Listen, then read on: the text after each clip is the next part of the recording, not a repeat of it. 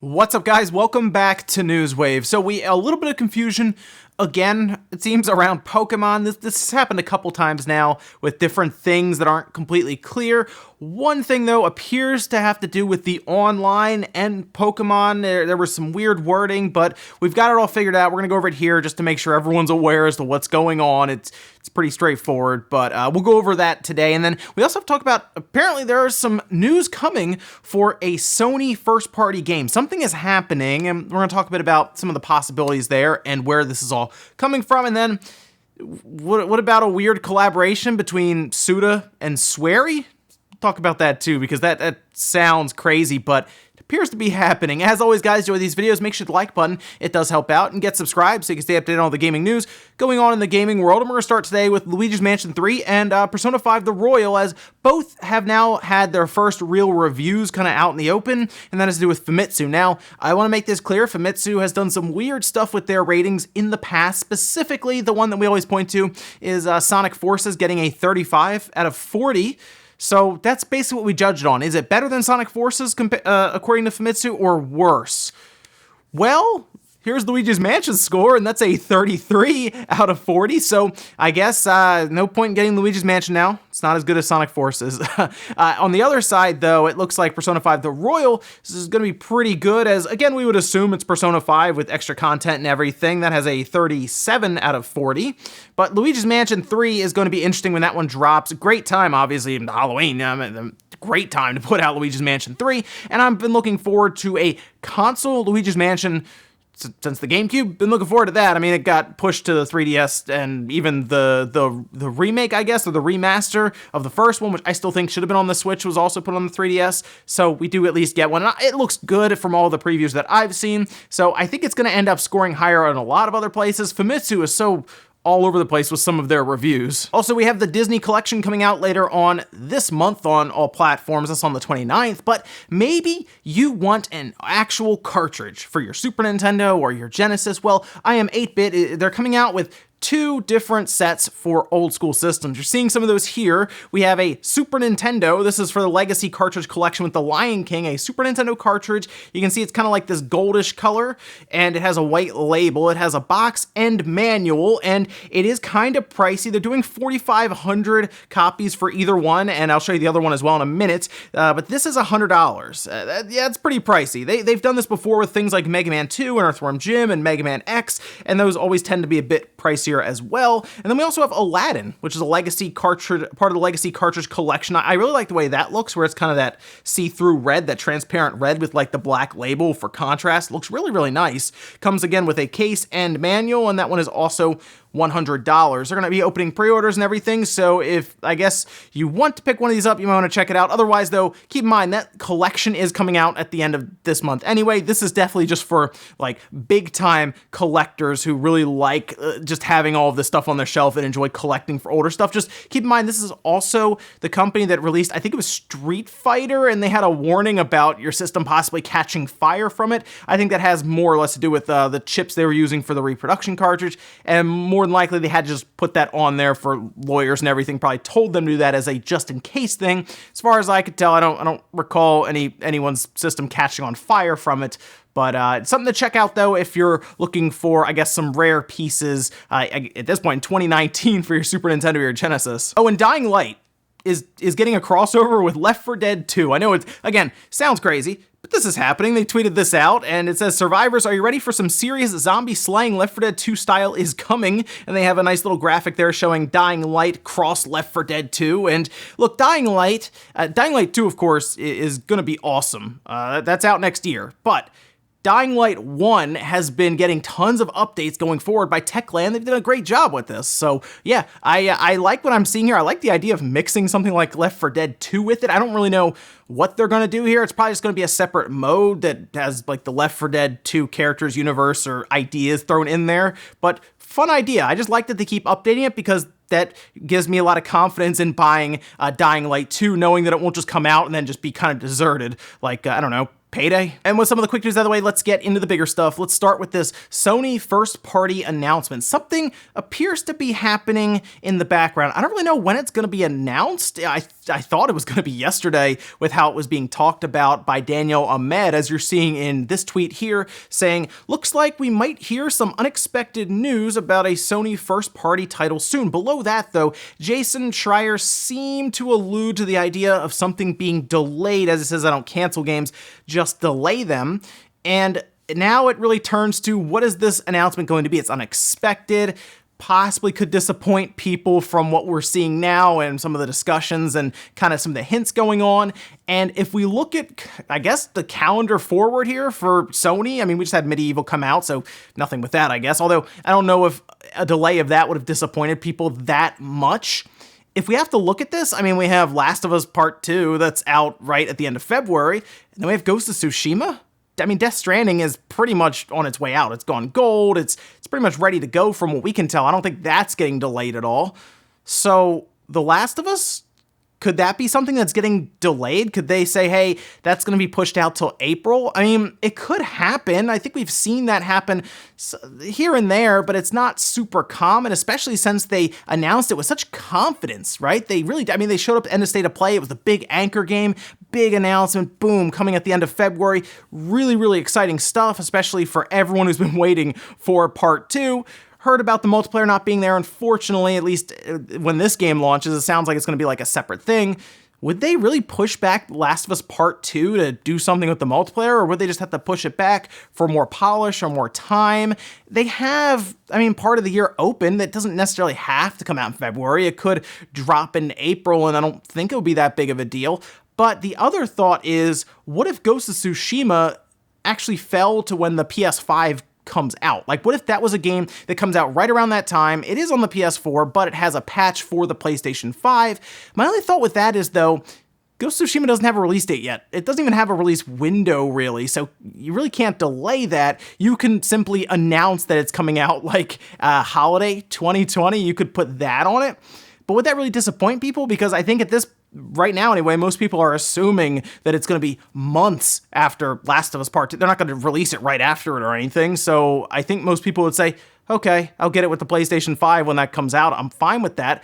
And after that, I really can't think of anything else that would show up here. So the only logical conclusion that I can reach, and a lot of people are thinking this as well, is that something is going to happen with Last of Us Part 2, specifically some sort of delay, a month, maybe 2 months, but we'll see, and we still have to wait to see when this is even going to be announced or this thing happens. Could just be a press release that gets pushed out, but of course, I'll keep you guys up to date here, so make sure you're subscribed and check out here, and we'll keep tabs on this situation in Newswave. Next up, let's talk about confusion around Pokemon Sword and Shield. It does sound like there's been quite a bit of controversy around this game with the national decks, the visuals, graphics, some of the decisions around even some of the gameplay and characters and gyms and all of this stuff, right? It's been one big struggle just to get the release date for this thing. So naturally, when there's even a little bit of I guess just people being unsure as to something that's going to happen in this game when it comes to some of the text that they're putting out and how they're describing stuff, it can get a little dicey. And in this case, it seemed like we weren't 100% sure if, and I'm not kidding,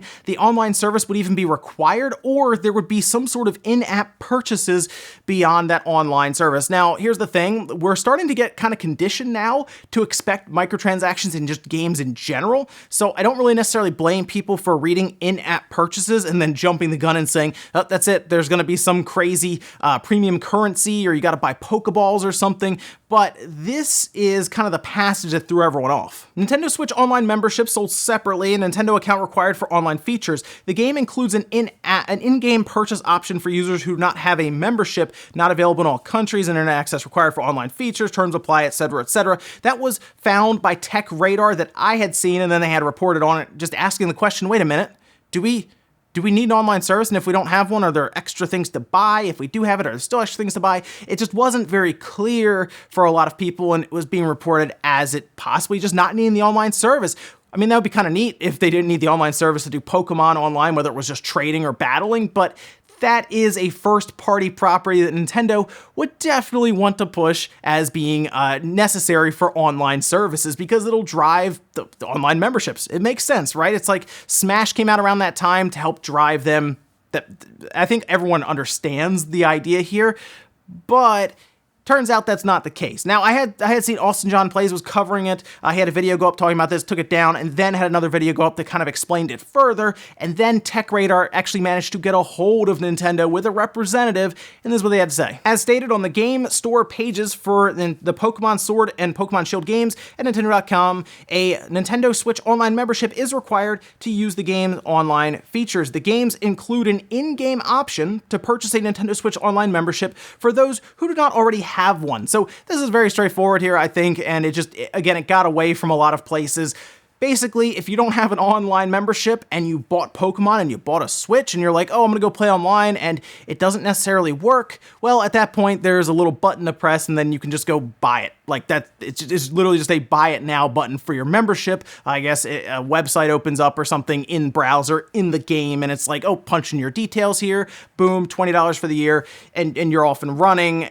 Again, the whole thing with Pokemon, the controversy, everyone's kind of looking at this sideways as it is, so a lot of things are trying to be picked out that could be wrong with it. This is nothing. So don't even worry about it. There shouldn't be any real confusion beyond this point when it comes to it. You need an online membership to play online, to trade with Pokemon, and if you don't have one, you can buy it from within the game. That's literally it. Next up, let's talk about Suda51 and Swery apparently working on their own indie horror title. This was announced during a live stream, and there's confusion now going on by, well, the supposed publisher of this game. This is a very strange situation.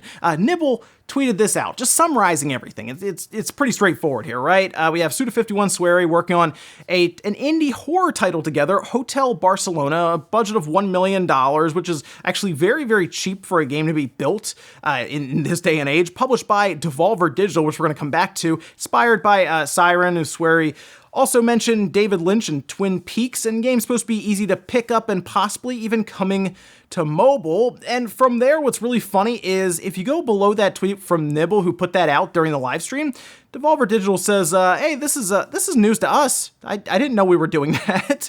And what's really cool about Devolver Digital is I figured they would get on board with it anyway, because it doesn't sound like it's a massive investment. You have look, Swery did Deadly Premonition, which has a cult following now. The second one's coming out. We, of course, know Suda's, doing No More Heroes 3 right now. So we have two really, I think, good creative minds in gaming that would come together and build an indie horror game.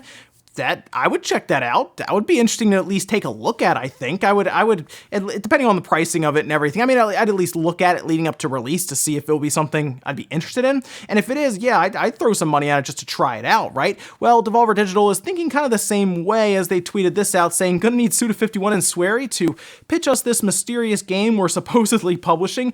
Name a time and place, gentlemen. I think they were trying to bait out Devolver Digital by saying, hey, yeah, they're going to publish it, right? Yeah. And Devolver, obviously, who loves to kind of play around with this kind of stuff, social interaction, social media and everything, of course they were going to bite on it. And they threw that budget out there as purposefully to kind of catch Devolver Digital's attention there. It's only $1 million. Again, that's obviously a lot of money for us, but for game companies who are developing these games now, it's not that much compared to what we would spend with a Zelda, right? Or Horizon Zero Dawn, or Last of Us, Death Stranding. It gets in the tens of millions very quickly. So yeah, Devolver Digital will probably look at this. You have some good minds around it, and we'll have to see what this game exactly is. Hopefully they have a good idea about it, and we could possibly even see it leading up to next year, maybe? We'll see. And our last bit of news, take a look at the Famitsu sales charts from last week, specifically because Ring Fit is in there, and I've seen some people kind of curious about how that game was going to do. It's an interesting idea from Nintendo to mix RPG and fitness and everything, so yeah, I think it'll be interesting to see how people would take to this weird ring that you put your Joy-Con controller into. Anyway, here are the top 10, and Ring Fit Adventure did indeed top the charts in Japan with 68,497. Right below that was Story of Seasons, which is interesting to see that do so well there as well, 66,193. Then Dragon Quest 11 at 3, Disney Zoom Zoom at 4, Minecraft at 5, Mario Kart 8 Deluxe at 6, Super Mario Maker 2 7, Monster Hunter World, that's the Iceborne Master Edition, at 8, and then we had Super Smash Bros. Ultimate and The Witcher 3 Wild Hunt debuting at number 10, which isn't too bad for The Witcher 3 in Japan at 7,218. 2015. Now we can take a quick look at the hardware with 54,067 units for the Switch, which is, I mean, it's pretty close to last week at 56,680, and they are coming up, they're making that trek towards 10 million units at this point, which is pretty insane to think about already in Japan. The PlayStation 4 below that, 7,362, 3DS 1,110, the Xbox One almost, I mean, it was close to doubling from the week prior at 142, and somehow, some way, people are still finding Vitas in the back room to sell with 27. Ring Fit though, not bad at number 1. We'll see how it does going forward. I think that might be looked at going into the holidays as a good gift idea. Like, I don't know if people will necessarily buy that for themselves, but they might buy that for a friend or someone who's looking to kind of get active but doesn't want to go out to the gym or do anything like that. This is, I think, a good way for people to do it and kind of disguise it, the actual exercise, as fun. I mean, I've seen some people play it, and so far, people have really enjoyed it, and they've got a good workout from it. So hey, maybe that's one of those games where people see it as a good thing to put under the tree, or just give people during different holidays and festivities and stuff. So interesting stuff there, but hey, so far so good for Ring Fit. We'll see how it goes going through the holidays though. And we'll finish up with the comment of the day, as you're seeing here. This one is from Nam saying, personally, 1-2 Switch should have been a pack-in bonus like Wii Sports. I think this is talking in reference to how Reggie and Satoru Iwata were at odds necessarily with Nintendo of America, and then Nintendo of Japan were kind of at odds about Wii Sports being bundled in with the Wii, and I think that had to do with them seeing that they could probably sell Wii Sports separately and it would work. But the thing that I liked about Wii Sports being included with the Wii is that it showed kind of the capabilities of the Wii by letting you play games and the nunchuck and everything. People didn't necessarily understand all of the elements of the Wii when they got it, especially if they weren't people who played a lot of games, like your grandmother, for example. But when they showed you how to do it with bowling, it kind of clicked for a lot of people. I think 1-2 Switch would have been a good pack-in game. Now, 1-2 Switch sold almost 3 million copies, I think, now, so turns out they could sell it for $50, and it worked for them.